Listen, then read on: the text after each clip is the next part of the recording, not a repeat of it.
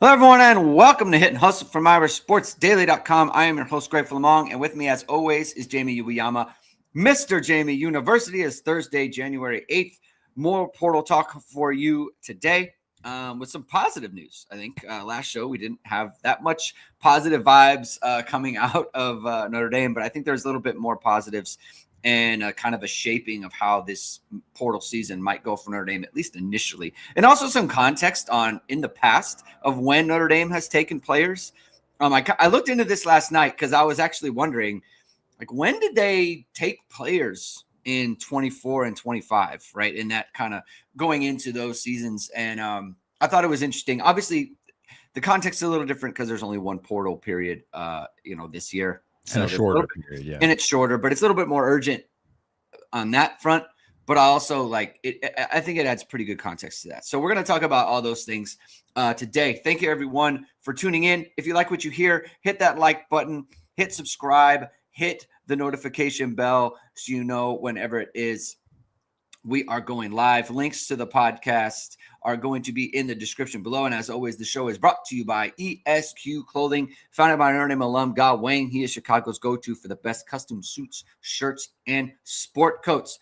They're known for their next-level craftsmanship using the finest fabrics. ESQ has introduced a 100% Pima cotton t-shirt to go along with its award-winning bamboo dress shirt, which is available for purchase online. He's got showrooms both downtown Chicago and in Winnetka. Book your custom fitting at esqclothing.com and step into confidence with Chicago's finest. Mention ISD at your appointment or use the code ISD at checkout and receive 10% off your entire purchase. Just some news and notes on Notre Dame's roster, some outgoing. I believe it was KK Smith said, I don't know if it was during the show or prior, or it was after we recorded on Tuesday, but he has gone into the portal. Linebacker Preston Zinter has gone into the portal. Linebacker Bodie Cahoon has gone into the portal, and linebacker Anthony Sacca has gone into the portal. I believe that's everybody since we last talked to you. Zinter had moved to end. Zinter had moved to end, yes. So he was basically, I mean, he was an end, also like key special teams guy as well. Yeah. I think that's a pretty big loss there. I always liked him, and I always felt like, if this was a different era at linebacker for Notre Dame, he would have been a key contributor. But he's got a lot of bodies and a lot of talent in front of him.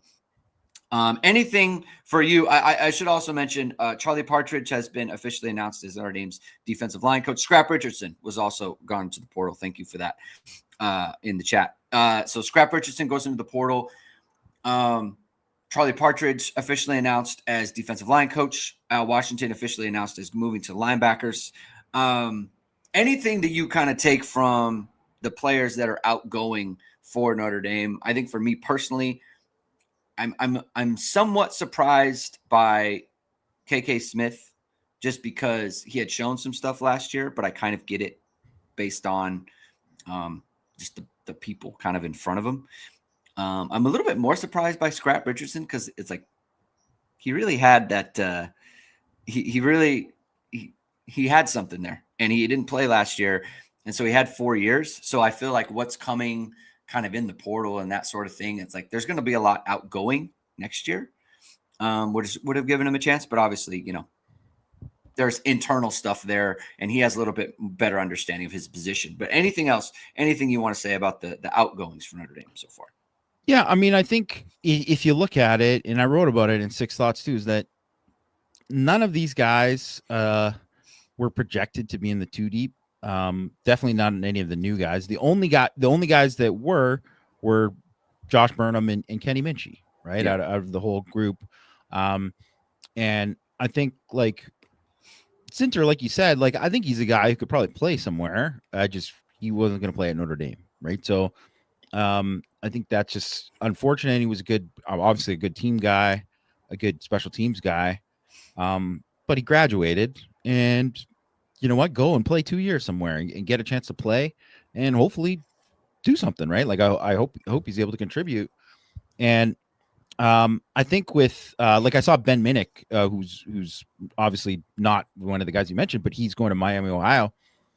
And I think that's great. Like, I think he's a guy that can go there, and I bet he'll play and play well. Like, I think he'll be a really good player for them. And I wouldn't be surprised. Like, I don't know. He's an Ohio guy, so maybe he'll just stick there. But, like, wouldn't be surprised if he has a good year and then bounces somewhere and goes to, like, a Power 4 school for another year after, because he's got 2 years left. But I would say, like, yeah, KK Smith is the only guy that could have possibly been in the mix for 2 deep. But I think if you're looking at it and say like Mylan Graham, who was just on campus for a visit, that's kind of like who you'd be trading him out for. Right. And obviously there's more meat on the bone there with Mylan Graham than KK Smith. He's a year younger. He is definitely was a guy who was higher rated, freakier athlete and all that kind of stuff. But like, I think there's like with KK Smith, I just don't know, like, was Elijah Burst going to pass him? He wasn't going to pass Faison? You know, like, there's just a lot of things there that I just don't know. I kind of get it from his perspective because I think he can play somewhere. Right, for sure. He obviously can. I mean, he made plays at Notre Dame, right? You can make plays at Notre Dame. You can make plays kind of anywhere. Play. And Oscar said Minnick's going to, or Oscar's asking, where's Minnick going? Miami of Ohio. Yeah, Miami of Ohio.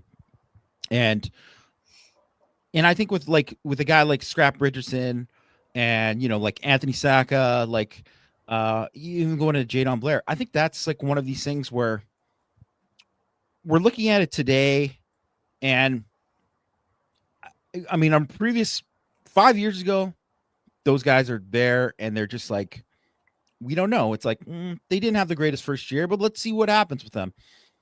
And now it's just Notre Dame is at such a different point with their roster than they were before, that there is way more sense of urgency. And it's different for the guys on like linemen, because there's a different, you know, physical maturation that happens with those guys on the offensive, defensive lines. You have to kind of be more patient with a lot of them.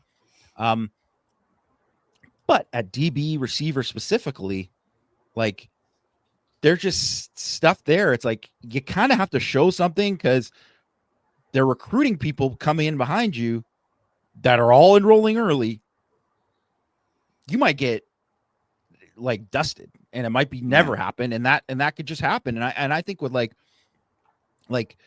I think about Cree Thomas too as well. All those guys who are like first year guys, and you're like, I'm sure it's a disappointment to some because there's a lot of people who are really, really high on Blair and what he could be. But you already know that Ethan Long was far ahead of him. Yeah. So that was already a thing. I mean, Brandon Logan was hurt, so it's like not a, you know, you can't really say, but they have Joey O'Brien and Caden Pouncey coming in, and Reddish, and not to mention like Tay Johnson, Talik, and Schuler, who are starting, right? Like those guys who are already have, you know, big things. It's like, how many reps is Blair going to get in practice?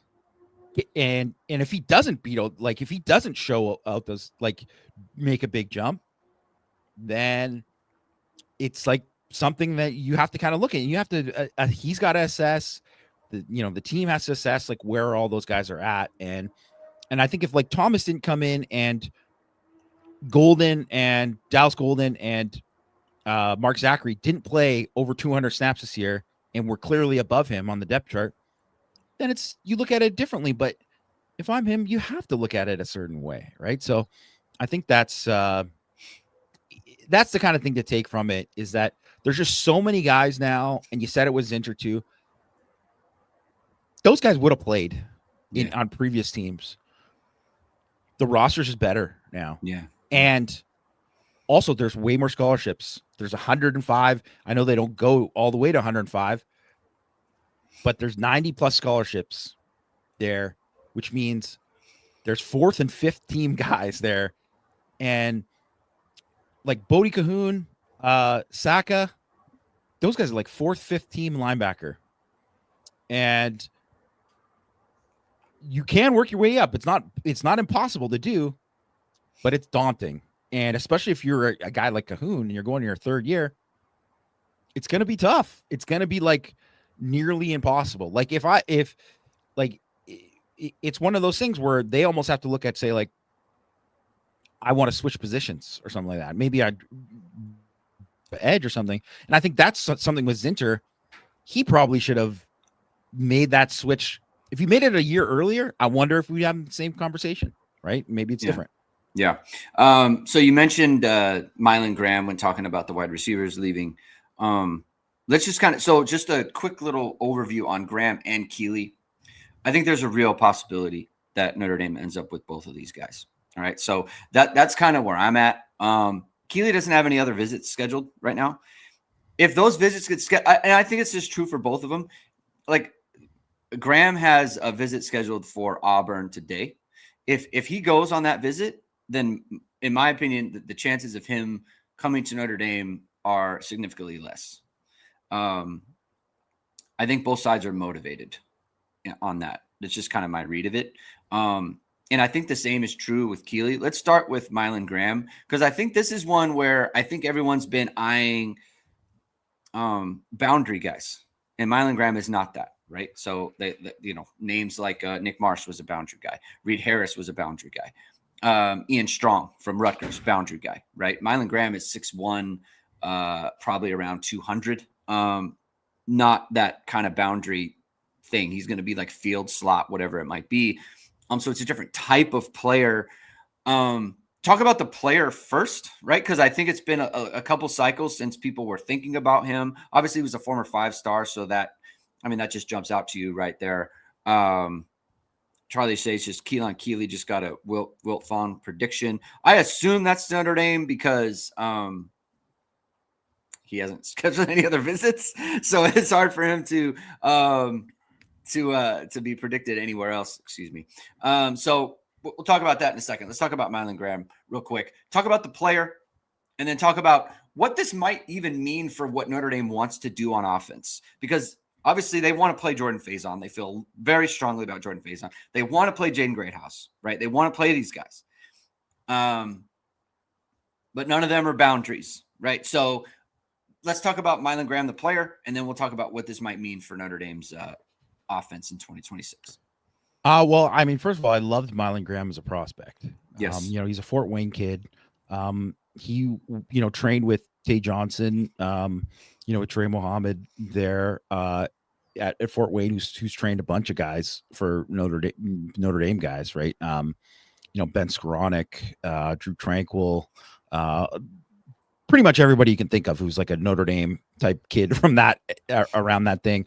I think Jesse Bates was also, he wasn't a Notre Dame guy, but he was a Fort Wayne guy that trained there too. And so all those kind of guys, they kind of trained together, and him and Tay Johnson were both of that Irish invasion, where Notre Dame kind of cleaned up there, where it was like CJ Carr was there. Obviously, Cam Williams, Aeneas Williams, and none of those guys were committed at the time. Like all those guys Jack Larson ended up being there. And there was like a lot of other good guys too that didn't even end up. They didn't even end up taking that. Maybe they could have got too. Like it was a really, really good camp that year. And I remember watching him in person, and Mylan Graham he was awesome. He was so good. Yeah. Cam Williams, it was like him and Cam Williams were the two best guys there for sure. And he had a lot of Devontae Smith in his game, the Alabama receiver, where there was just like a smoothness to him. He's just such a natural, fluid athlete. And then one of the things too, he was like really skinny at that time, and he put on a lot of weight, and he got like a lot more explosive. Yeah. And I had him as like I actually had him. I remember I had him 51st, so he just missed the ISD Fab 50. He was in the Fab 50, but I had him move down. But and he was incredible after the catch, and just like there's just a lot to think that like this guy had star potential, and obviously he's redshirted at Ohio State. Just played a tiny bit this year, but you're stuck behind studs. And it's just like one of those things where he probably was going to, from everything I've heard, he was going to compete for a starting job. this year there, which kind of says a lot at Ohio State, considering how they recruit, the position. He's just an elite athlete. In heading into his senior year, he ran a 4.55 40, 31.9 vert, 9.6 broad jump. Like, that's explosive. Like, he's probably closer to like a 4.4 something guy now. And I think even though you look at like, well, he doesn't have the production or whatever, I mean, you're banking on the ceiling and all of that. And I think he was someone who struggled with grades, and that was why he wasn't an option really for Notre Dame, right? And I think to tell you the truth, he probably barely got into Ohio State. Like, it was something that he had to work hard for to get there. But I think probably that was a good thing for him, and he probably needed that because he had to work hard to get in. And from my understanding, he's done really well since he's been in, or else he wouldn't be an option for Notre Dame, right? So, and I think too, there's something about like, I know he really liked Notre Dame and they really liked him, but it just wasn't. They couldn't make it work. They couldn't make it work, and sometimes it's just like you got to get. I kind of think how like a little bit like Skoranek, where, I mean, the guy was stuck at Northwestern with brutal guys throwing him the ball, whatever. Comes to Notre Dame, and I think I mean, I don't know how Ben Skoranek thinks of it, whatever, because he spent whatever many years at Northwestern, but I think of him as a Notre Dame guy because I just thought he was a perfect fit, like a culture fit, and just everything about him. I just thought, man, this guy's a Notre Dame guy. And I kind of think with Mylan Graham, obviously he's the talent to play at Ohio State, but I think of like how Tay Johnson has really like thrived and kind of done so well in the culture that Notre Dame has. And I think that's the kind of thing that could happen with Mylan Graham. Right. So, it's exciting. Okay. Someone asked, is he a boundary? He's not a boundary. Right. So he's like probably like a field guy. So your question about like whether or not what that would mean for them, I don't know if it would mean that's like, well, they're going to spread it out more and they're going to do this, because first of all, he's got to come in and earn it. Like, he's got to come in and like, yes, he's talented. You got to come in and earn spots. And like, obviously Faison's a stud. Greathouse has production. He's been good, very good. So, and obviously Greathouse is a slot, but the way I kind of look at it is what it could do is open up things where if Graham comes in, and whether or not he's a guy who's competing like the fourth guy or the third guy or whatever, if he's good enough to play, that is something where you all of a sudden you can mix and match those three guys and do a little bit different things there, and kind of open it up. And I look at specifically like, so Malik Neighbors at LSU, right? Like, he was an outside guy, but also he could play slot and do some of that. And I wonder if like maybe that's something with Graham, like he could do some of those things too, because I think he could be a vertical threat. And 100%, yes, yeah, and I think that's the thing too, is and that's also too, right? Like Cam Williams, obviously it's a huge year for Cam Williams, but I mean, you're throwing a lot of, and Burris is in there too, right? Like, and that's why too, when I look at it with like KK Smith, it's not to say KK Smith, maybe he could have been above these guys, but like, he wasn't guaranteed. And I definitely think like when you're talking about ceiling, they're hoping that Cam Williams is like, this is the year for Cam Williams. And they're hoping Mylan Graham, you're in our environment. You're here. You're working with Denbrock. Obviously, Mike Denbrock did exactly what he wanted to do last year. Like, they were a vertical threat offense, very similar to what they were doing at LSU. And really at Cincinnati too, right? Like with like Pierce and Scott and those guys, like they're going to chuck it deep. They're going to do that. And Graham makes them more vertical. Like he's able to do that. So, I think that in that way too, it's not to say that I think it would be good if they still added a boundary or whatever, but maybe you kind of roll with like Micah Gilbert and we got there. Maybe move Cam Williams to compete back there, because obviously he's a bigger guy too. And you kind of throw Graham into that mix there and see where it's at. But he's obviously a super, super talented athlete. And I kind of think this is what it's all about. Is like, I want to see Notre Dame get, and this is something that's definitely changed this year, Greg, is that they're going after undergraduate guys. Yeah. And almost exclusively. And because to be honest, too, like what grad transfers are out there, most of the grad transfers out there are just guys like that they be getting. So I would love to see guys exactly like how Elijah Hughes, who was an undergraduate last year, one of the rare undergraduates, with like he was really good, and he developed, and he ended up being a really good hit for them. And now, obviously, he's a super valuable guy for them coming back this year. And we get to see him take a jump this year and see him another year in the strength and conditioning program. Now he's working with Charlie Partridge, all that. And I want to see where he's at. Well, I want to see Mylan Graham, not just for like a 1 year thing. Where is he at in 2027? Yeah. Right? Like, where is he at? Like, and that's why you take Keeley too, right? Is like, you'd want Keeley because he's got 2 years left. And I don't think Keeley is all of a sudden going to come in and light the world on fire. I just don't see it happening. It's going to be a process for him. But you hope that he grows enough that he becomes a guy. It's like, man, he really helps your team at some point and helps you win, maybe a national championship, go deep in the playoffs or whatever. But you look at, where he could be the next year and you say, well, then maybe he can live up and be that guy that people thought he could be, because he has that extra year. He has that time with Partridge in an environment that's really kind of like make him be successful. Sticking with Graham for a bit, do you think this could push Notre Dame to actually play 10 in 26? Play 10 personnel. Yeah, no, I know what you meant. No, I know, but I would realize people listening might not. Yeah. So 10 personnel. Yeah, for those that don't know, it's just like basically like 4 wide, right? 1 back, no tight end, right? So, I mean, I think it would be on the table, right? It would be on like the I don't table. mean as like I mean as like a 10% type thing. Yeah, for sure. Where before it wasn't even an option, really. Not right? an option. Yeah. Last year, I would say, I think if Greathouse was healthy the whole year, I think we would have saw a little bit of it. I think, we didn't really see it. I think we would have saw a little bit more of it. But yeah, you could see that. And I mean, I think it is just one of those things. It's kind of like 10 personnel is just like 21 or 13. You just don't see it that much. And so when it's in your bag, teams have to prepare for it.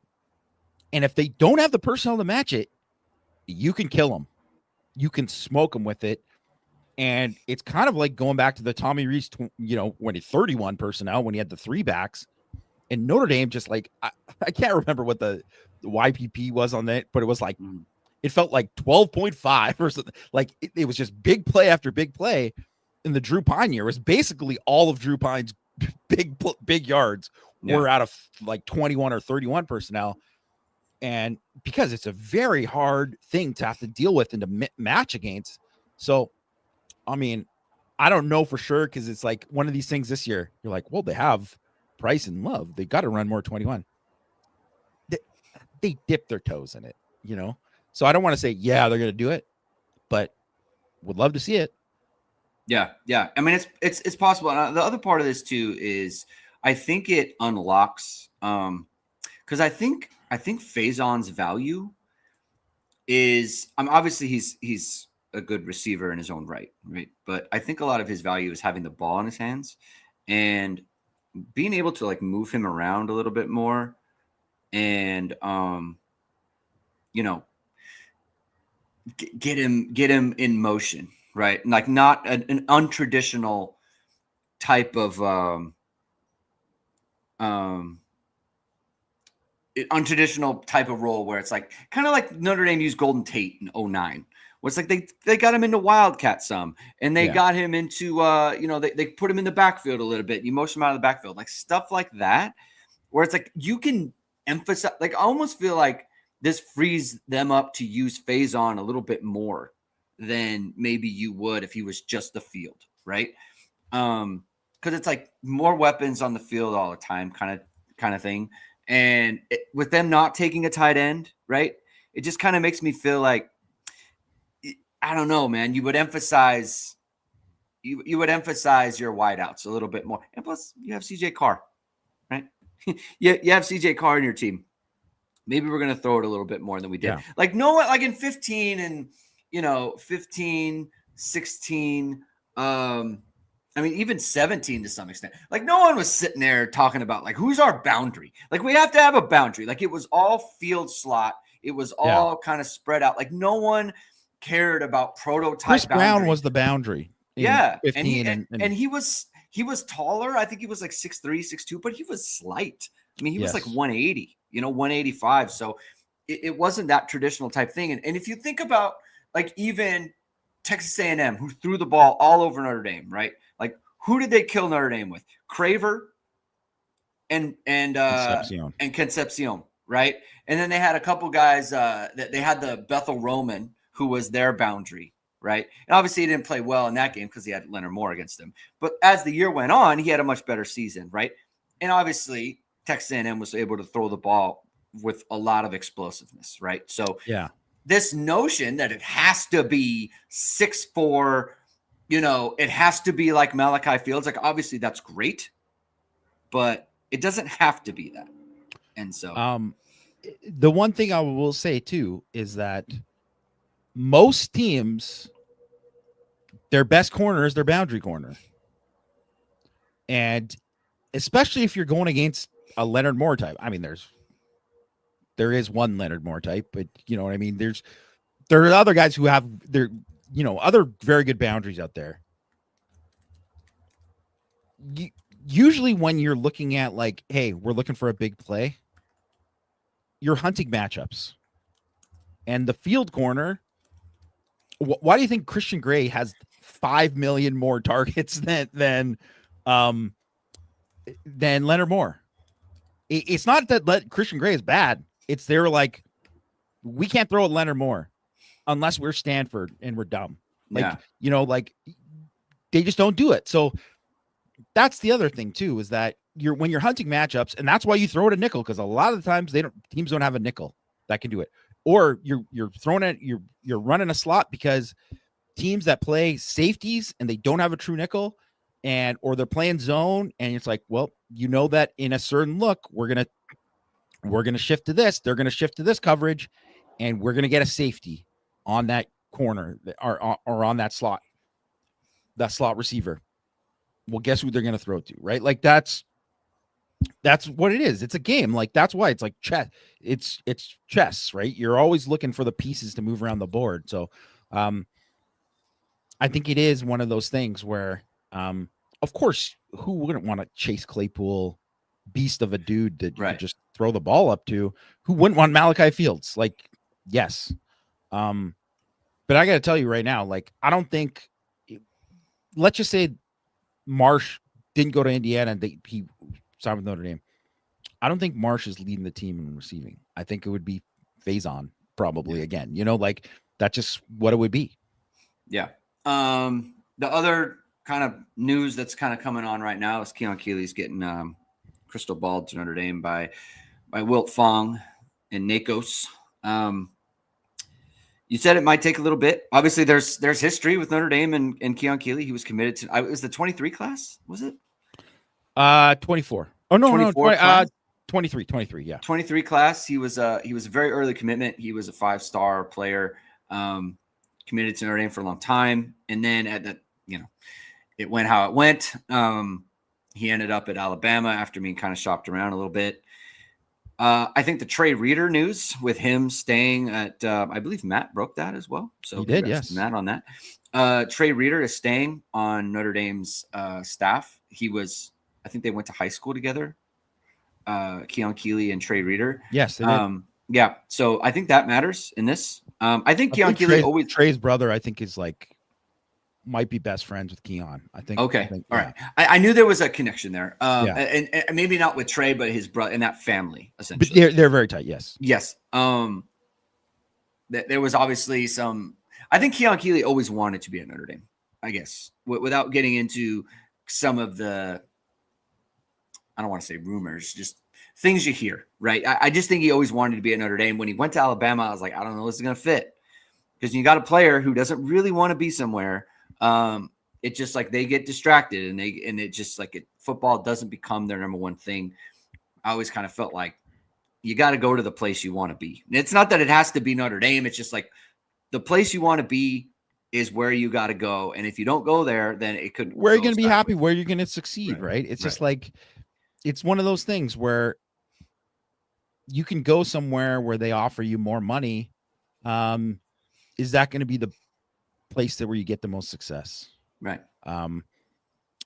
Which is, I think, which I always look, and I always think, like, first of all, I really, any of these guys, especially who put in a lot of time and play well for Notre Dame, like a Josh Burnham, I'm rooting for him. He's going to go to Indiana. I hope he does really well, right? I hope it goes, pretty much as well as it did for Pat Coogan there. Like, I really, really hope he does well.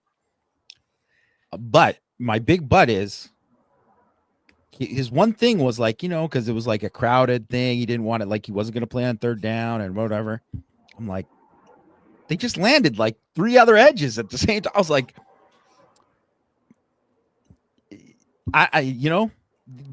but everybody always thinks I'm better than that guy, which, okay, you should think that, but it's not always guaranteed. Like how Miami signed like 5 corners that were like starters, that good starters, whatever. And I see like Charles Brantley, who was like a multi-year starter at Michigan State. He's in the portal right now for them, right? Well, he didn't play because it was just other guys better. It was like they brought guys in. It's like he chose there, and I don't even know when he committed. He might have been the first out of those corners, so I don't know.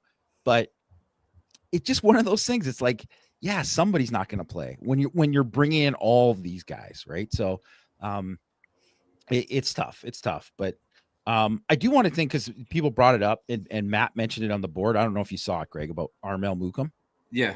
And I know it's funny because Mukam has become my boy, basically. Right? Well, no. I'll tell you why he's your boy. Because the Canada, and B, you mention him every offseason.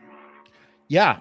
So that's why. And you know what? The fact that people see him as your boy, it shows we have some loyal listeners real ones who have been around I appreciate for a long time. I appreciate because they absolutely remember. And so that is why he is your boy. So you do have to own that a little bit. No, for sure. But it's just, I just think it's like kind of funny how like people like it's carried over, right? Yeah, like I got like condolences from people. Right. Yeah. It's just hilarious. But I mean, for those who didn't see Matt, I'm not going to give way too many premium updates here, right? But Matt did say that, the door is open for him to come back to Notre Dame. Like that it could happen. And he's going on visits and stuff now. And I just wanted to clarify too, he wasn't pushed out. Like there's some of these other guys are kind of pushed out. If the door's open, he's definitely not pushed out. Yeah. So it's not a total thing where they, I wouldn't say they were like overpaying to keep him or whatever, especially because he hasn't really played all that much, right? Like they weren't in any kind of thing. Like they didn't need to do that. I think he was looking for he's looking for an opportunity. Like he wants to make sure that it's like things are set. And I get it because he's going to go into his 4th year, right? So he's been 3 years. He hasn't been in the rotation. He wants to, be in a spot where he can play. And that could happen for him. At the same time, like there is an opportunity at Notre Dame. Like it is wide open for him. So I mean, we'll see what happens with it, but like he clearly, like anyone who's seen, it's like the guy has physical tools, right? And I mean, it's different because it's Keon Keeley's going from Alabama, and for him to go to a new place rather than Mukam staying at the same place. But it's a new defensive line coach. And whenever there's a new position coach, and it's not to say that like, man, Al Washington had not that. I'm not saying that at all. I'm just talking about like any kind of situation. I don't know about you, Greg, but like in college, I played 5 years of college. I had 4 different defensive line coaches, right? Like it's just it can go that way, right? And different coaches, it's like you got to go there and prove something to that new coach the all time. And sometimes too, that's the best thing for some guys because it's like a coach has it in their mind of like, this is who you are, this is who you can be. And then it's like a fresh start for somebody without going to a new school. So that would be my one thing that I'll just say on the Mookum thing is that like, I think for all those guys, right, it's like, it should be viewed as like, obviously you have, Nick Sebastian still around. Obviously, he's done a great job. Al Washington is linebackers coach. He obviously knows them well. Like defensive coordinator, same. All of that's the same. But that new position coach can make a big difference. It can make a big difference because sometimes just the message just has to change, and it could really connect. So, I think that would be great if he'd stayed, and it's the same thing too with Keon Keeley. If he ends up at Notre Dame, I just think that's a flyer we're taking because I totally understand it was basically a nothing burger at Alabama. He's 3 years there. He did have 2 sacks in the last 3 games. He had 3 sacks last year. 2 sacks in the last 3 games. One against Georgia, the other one in against Oklahoma in the, so it's not like that happened he against good teams and late. So he was coming on and he got more reps as that went on. So that's good. But he clearly hasn't been anywhere close to 5-star, like anywhere close to where he's been. But the guy is a 6'5", 282-pound freakazoid. He's still like, there's just not many guys who like have arms that dangle down to your knees and have that kind of twitch and all that kind of stuff too. So I think that's the kind of guy that like, because and he already has like a comfort level of possibly coming there. And I think of it's a little bit different, but I think of Jalen Phillips, who, if do you remember Jalen Phillips, UCLA, and then he went to Miami. Yeah. So I remember watching him at the opening way back in the day, and he was at that time like really highly ranked, and then he like blew up. He great camp, and he ended up being like he was the number 1 guy in that class, and then UCLA got him. This was obviously a different time, right, when that happened, but UCLA got him, and he like had like a decent little freshman year, and then the next year, I can't remember what happened, if he got hurt or whatever, but it just was like not good. It was just like he barely did anything, and then I think he maybe because of his mental health or something like that, but he sat out a year. He like quit football, and it was like normally when you see that, you're like, well, I guess that's it for that guy, and that's the thing. Then all of a sudden, like when it transferred, ended up going to Miami, ended up being a stud there, and then becoming a 1st-round pick again. So it just was the kind of a thing. Maybe he needs some time. He got some time away. He also went to a new spot, went to that defense. I believe that was Manny Diaz who was there at the time. They were like very much attacking styles. I think it was a different scheme, all that kind of stuff. And he took off. And I'm not saying that's going to happen with Keon Keeley, but that's the best case scenario that you're hoping for, is like maybe that guy's Jalen Phillips. And the thing is like I always think of who is the back from Marshall who had the big game against them, who was the Florida State Notre Dame. Yeah.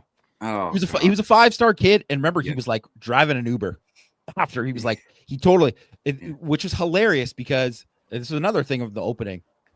He committed at the opening. This is when Kalen LeBourne. Thank you. Yeah. He committed pulling out of a Lamborghini when Bleacher Report was doing all this, spending all this big money to get guys commit and get these videos. What a waste of money that was. But they did that, and it was like he got out of the thing and he committed to Florida State. And it was like, oh, okay, well, this is a big deal at the opening on Nike's campus. And then he did nothing at Florida State, flamed out, and then he was driving an Uber.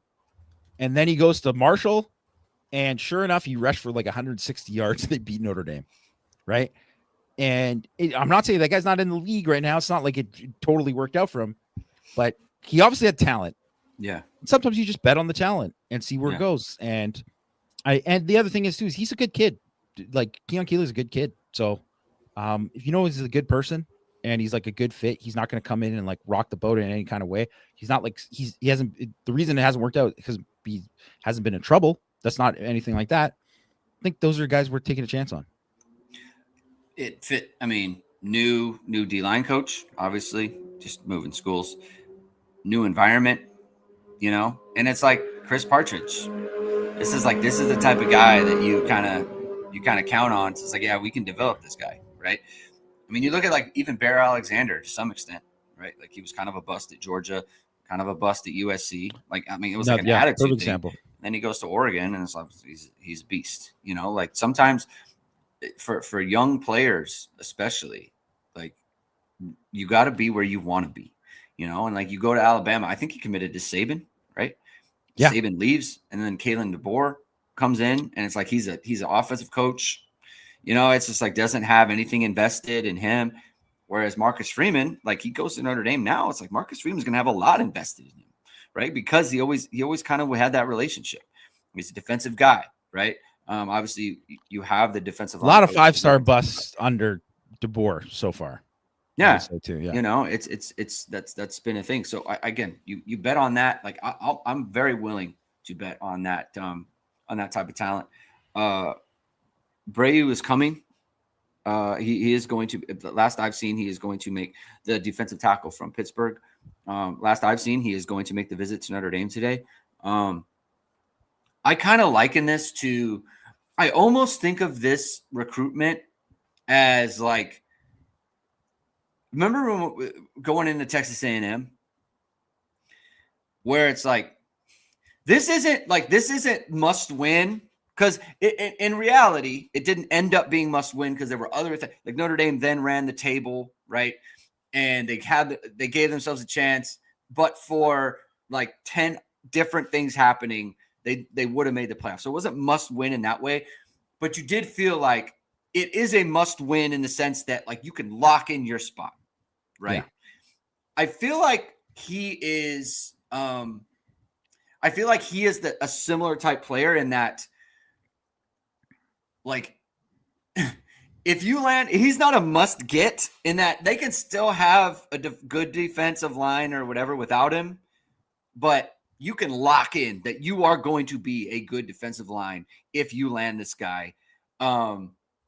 This is full, to me, this is full, pay him whatever it takes, in my opinion. Whatever it takes, yeah, he needs to be in your building.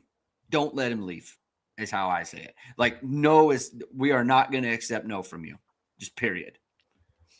You make him an offer he can't refuse, and if he refuses it, it's like, make him another one. He didn't want to. It's like he just is shopping for something different. Like, right. I think that's right. He just is never going to Notre Dame.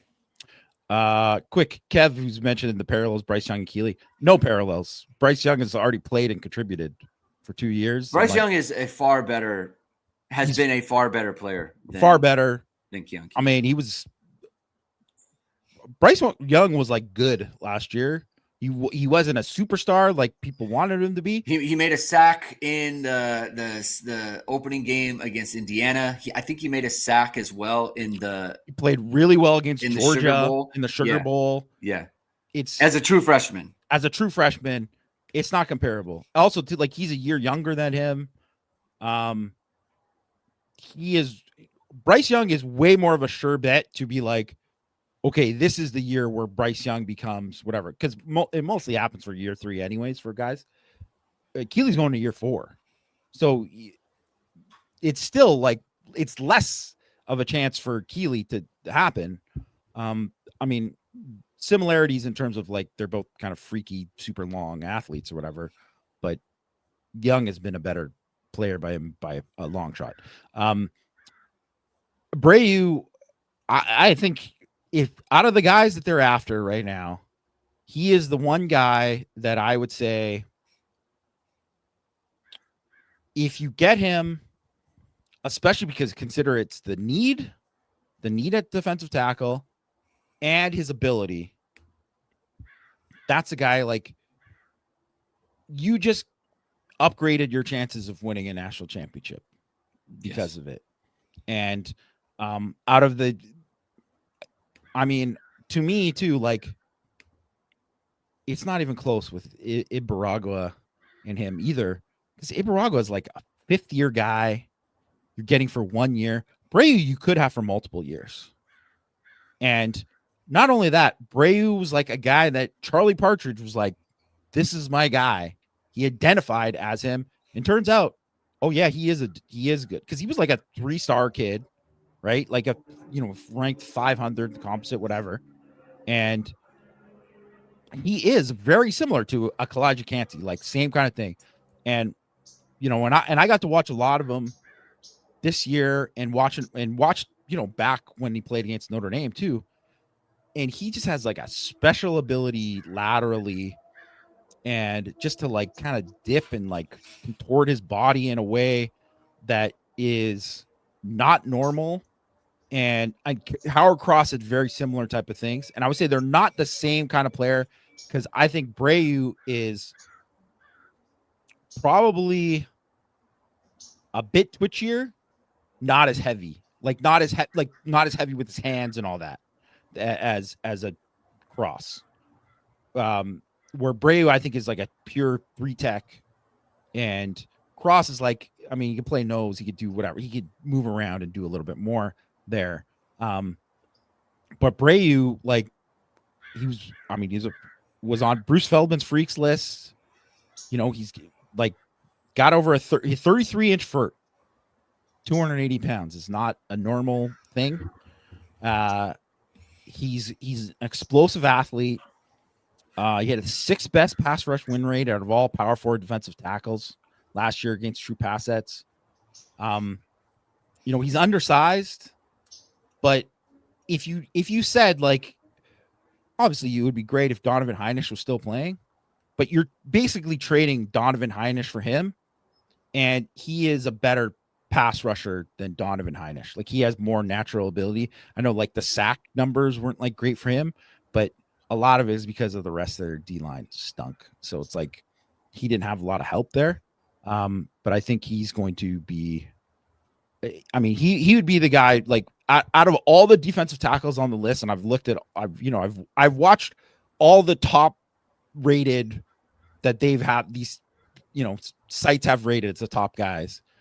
Brady was the guy that I would want the most out of all those guys. So, and that is even without the Partridge thing. Throw in the Partridge thing, and yes, like, that's a guy you'd want.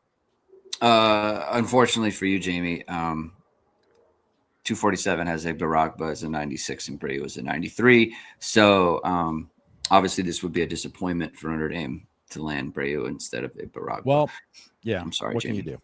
I'm sorry, Jamie. That's just a fair. We know those ratings are super accurate, and they're very important, and they're defining, actually, portal defining things. If you're doing that on the rating system. Who else here? John Henry Daly is headed, or is headed to another visit. I think he's being predicted to Michigan. Matt kind of hinted that he wasn't sure that he was actually offered by Notre Dame. This is one where you get a guy on campus and it's like you check out the injury situation and you kind of get a feel for that.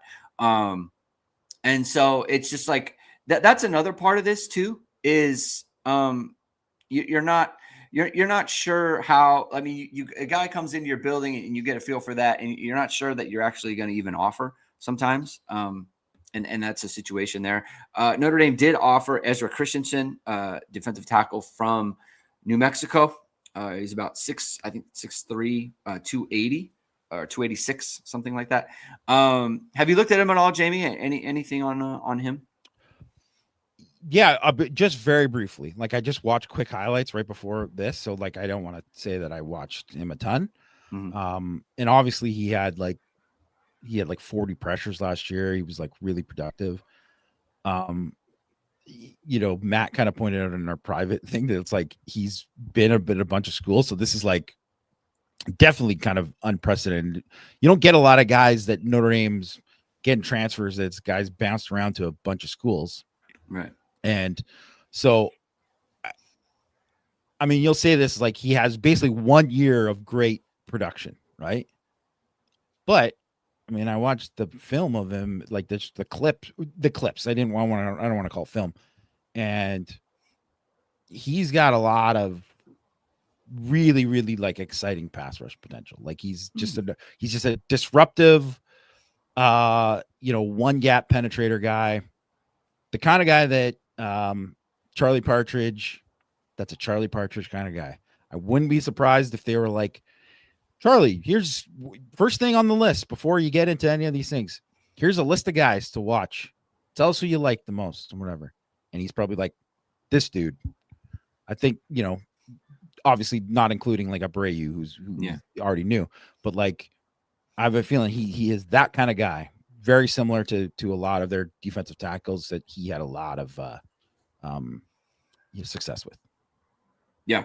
I mean, it's kind of one of those things like you evaluate it through who else they land, and not just him, right? Like I think Elijah Hughes obviously worked out, but if it was just him and not Jared Dawson, you would kind of look at it a little bit different. And I think that's kind of how fans would look at that sort of thing on Notre Dame not having any commitments yet. So I went back and looked, and like obviously I said they haven't really landed guys, and it's the context is different. But last year they didn't land anyone. So the portal opened on the 9th, and they didn't land anyone until the 17th. 8 days in. We're 6 days in right now.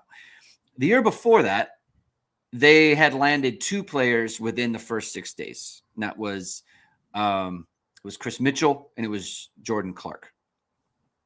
And then Bo Collins was on the 6th day. It's interesting also about Bo Collins because I remember he was like further down the list, if I recall. They were after. I can't remember the other wide receivers they were after, but he was further on down the list than I think people would have liked. I think people liked that he was a name. I mean, Bo Collins to me is, well, actually, that's not true. He's much more accomplished than Keon Keeley is. But he was a 5-star, and he was from California. Notre Dame had previously looked at him. Notre Dame isn't known to just completely blow away the portal right away. And so I don't want to say that in terms of like, that doesn't guarantee anything, right? Like, again, this portal season is much more compacted. It's much more urgent because there's only one opening. But I think Notre Dame does have a history of not going guns blazing right away. And I think in the last show, it was kind of like we talked about how they messed up in not having anyone visit on the opening weekend. And the reason that I think that, and I think it's still true, is because they did want people to visit on the opening weekend. And there was a miscommunication at best on that, right? And Notre Dame has to own that. That's just a true thing. So that's just kind of where I'm at with it. I think if Notre Dame was to come out of this, just hypothetically with Mylan Graham, Keon Keeley, and Abreu from Pitt, I think if anything else happens after that, whatever happens after that, I mean, obviously they need to land a kicker. If they don't land a kicker, that's going to be a big problem. But if they just land a kicker, regardless of who it is, they land those 4, and then wherever else comes from that, I think people should be pretty happy. What would you say to that? Yes, I would definitely say like that. First of all, they don't need to add that much. Like no, it's just one of these things, right? Where it's because of the guys that returned. Because of the guys that returned, and this is another thing. I'm plugging 6 thoughts again. Sorry, guys, I'm going to do it again. But one of the things, if you look at it, like Notre Dame isn't losing starters in the portal. They're not. Like they've lost guys like everybody. Guys are going on in the NFL like Jeremiah Love, and obviously they're moving. They have to replace Jeremiah Love and Jadarian Price. They have to replace Eli Raridan. They have to replace Billy Schrauth and Emil Wagner, right? Like they have to replace Devontae Smith at nickel. Like, they have to replace the defensive tackles. Like, that is a thing, right? Like, there's a bunch of rotation guys in the defensive line they have to replace. Sure. Most of those guys are getting replaced by internally guys are going to develop and go. So it's like at tight end, it's going to be like James Flammang, Cooper Flammang, probably, who are going to battle it out to be the starting tight end. Right. And who knows, that is probably the most likely scenario. And that's more than fine. I think they're going to be really good there. Like, both those guys are future NFL players. If you look at like Tennessee, lost their starting left tackle, lost 2 guys who were edge rushers who were supposed to be starters, weren't starters for them this year, but supposed to be starters this coming year, like in 2026. And they lost those are the main guys they lost. Texas lost 2 of their top 4 receivers, 3 of their top 4 running backs, and a multi-year starter at linebacker. Georgia just lost their guy who was like their starting nickel for like 3 years. Ohio State lost a starting guard who had been multi-year starter at left guard. I heard that they might lose like a couple more guys who start on offense for them, which might sound surprising, but I mean, you just saw how they also have lost like Mylan Graham and Quincy Porter. Those are guys who they expect to be the next guys. They didn't push them out. They wanted them to stay. So it's like, that's like, Notre Dame isn't losing those guys. So they aren't in the same position as everybody else. They don't. And first of all, you don't want to rock the boat of like what current guys who are already coming back too. So you have to be sensitive to all of that too. So you can't add too many guys. Like, it's nice to just say, hey, just add all of these guys. It's like, I mean, people are going to be like, well, what's going on here? I thought that was my spot. Or like, so is this his spot? I'm not going to be able to compete for this. Or how much is this guy getting paid? Because I need to know. Because if he's getting paid more, then you are thinking he's going to get that spot. And there's all these kind of things that go along with it, right? That get talked about. That I think, like, why it's good to not be a portal team, because you have to go and discuss it. Like the fact that Texas Tech, they have a lot of guys who are going to go to the NFL from their team this year, and they're losing 18. They have 18 guys in the portal. So it's not like the replacements aren't coming there. They have to overpay in the portal to get guys to replace them because they don't have internally. They haven't built it up there. So it could all work out great for them again. And maybe James Blanchard does have the magic sauce, or it could be Florida State. And it's like, wow, okay, that worked for you once, but it's maybe not. It's going to work every year. And so I think like they have some specific needs. I think obviously defensive tackle.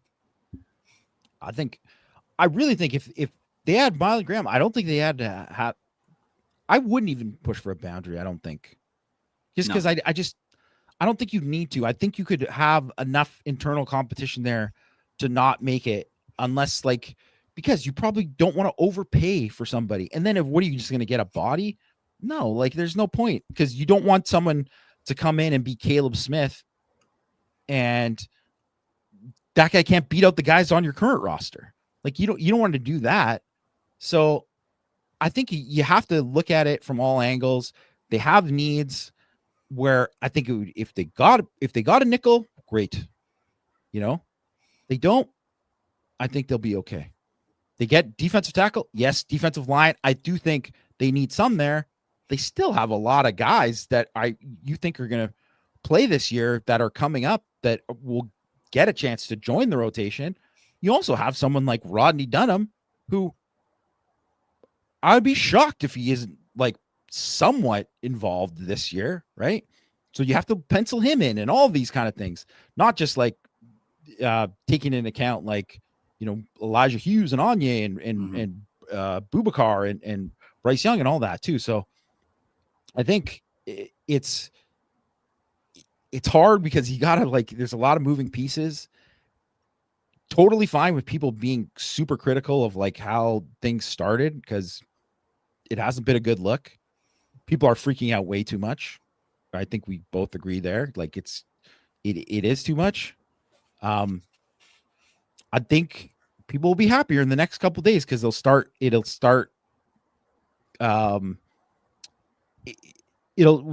to see the process of like where they're going with the portal.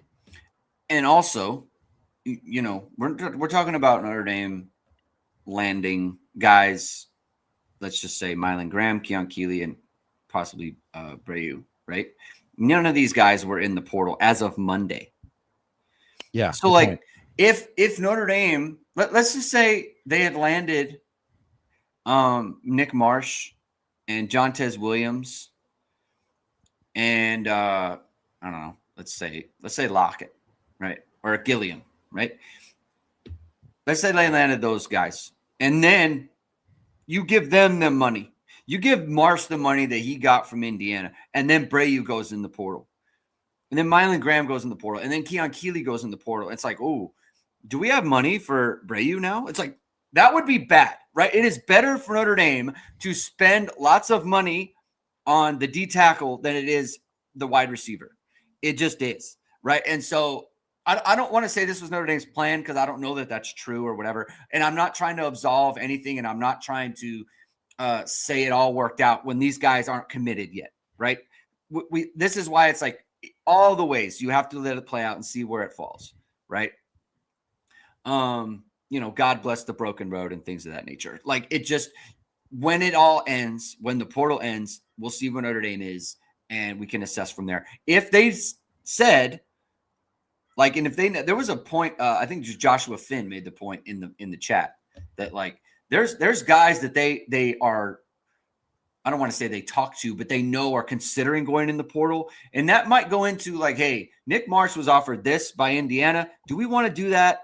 Considering this guy we're talking about, like we're hearing might go in the portal. Do we want to save our money? Right. Same thing with Brody Foley. Like he wants tight end one money. Do we want to give him that when this guy might go in the portal? Maybe we don't want to do that. Maybe we want to save our stuff, right? Save our money for this. So there's things that go on in the background that none of us are privy to, that they are privy to. So it's just important to kind of keep that in mind as well. Yes, and then one other thing too I'll add to it is like if you look at it, there's a lot of like big players that are normally big players in the portal, like Oregon and Miami, who are both playing, you know, still playing in college football playoff. There's no way they're not, like, they don't really have anybody. I think Miami has no one. I believe Oregon has a punter and a long snapper committed. No. Oregon every year has been like big money, taking big guys. Like I don't think they're in the Cam Coleman race, but usually they're in that kind of with one of those guys. So like, you don't think Oregon is going to like, they have that money. It's sitting there. It's waiting for, you know, they got a lot of guys coming back too. So they're probably not going to go crazy, but like it's before you know it, there's going to be somebody. It's just like how there was a lot of talk about the offensive tackle class was bad. And I mean, it is all of a sudden NC State, Jacarius Peak goes in, you know, he's an NFL guy. Yeah. All of a sudden that's just like, well, that changes it. And that guy's getting X amount of dollars. And it's just one of these things. Like there's been so many guys, and you know, you pointed it out on Twitter, Greg, again, right? Like the initial list of guys has gotten so much better in the last like 5 days than it was, you know, before that. Right. So just something to keep in mind. We're monitoring. Monitor irishsportsdaily.com for all your latest portal news and stuff like that. Matt and Christian we're posting updates like by the hour, by the minute. Something might have been posted while we were recording this show. So thank you everyone for tuning in today. If you like what you heard, hit that like, hit subscribe, hit the notification bell. So whenever it is, we are going live. We'll be back at least on Monday for Power Hour, and then Tuesday, Thursday for Hit and Hustle. So enjoy the portal. Enjoy the portal season. Anything that could come up, again, head over to irishsportsdaily.com. We will talk to you next week. Enjoy the games tonight. Keep hitting and hustling.